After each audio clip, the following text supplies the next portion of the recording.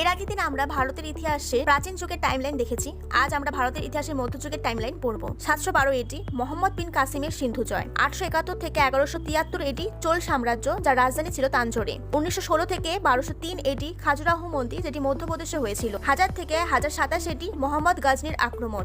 1191 এডি তরাইনের প্রথম যুদ্ধ, যেটি হয়েছিল পৃথ্বীরাজ চৌহান আর মোহাম্মদ ঘড়ির মধ্যে। 1192 এডি তরাইনের দ্বিতীয় যুদ্ধ, যেটি হয়েছিল পৃথ্বীরাজ চৌহান আর মোহাম্মদ ঘড়ির মধ্যে। 1206 থেকে 1526 এডি সুলতান বংশ, 5টি বংশে বিভক্ত। 1 নম্বর দাস বংশ, তারপর খলজি, তারপর তুঘলক, তারপর সৈয়দ, তারপর লোদি। দাস বংশ 1206 থেকে 1290 সাল অব্দি, খলজি বংশ 1290 থেকে 1320 অব্দি, তুঘলক বংশ 1320 থেকে 1413 অব্দি, সৈয়দ বংশ 1414 থেকে 1451 অব্দি, লোদি বংশ 1451 থেকে 1526 অব্দি। 1336 এডি বিজয়নগর সাম্রাজ্য, যেটি দাক্ষিণাত্যে হয়েছিল। এর প্রতিষ্ঠাতা হলেন হরিহারা এবং বুকা। 1498 এডি এই সময় ভাস্কো দা গামা কালিকট বন্দরে এসেছিলেন। 1526 এডি পানিপথের প্রথম যুদ্ধ, যেটি হয়েছিল ব্রাবোর এবং ইব্রাহিম লোদির মধ্যে। 1556 এডি পানিপথের দ্বিতীয় যুদ্ধ, যেটি হয়েছিল আকবর ও হেমুর মধ্যে।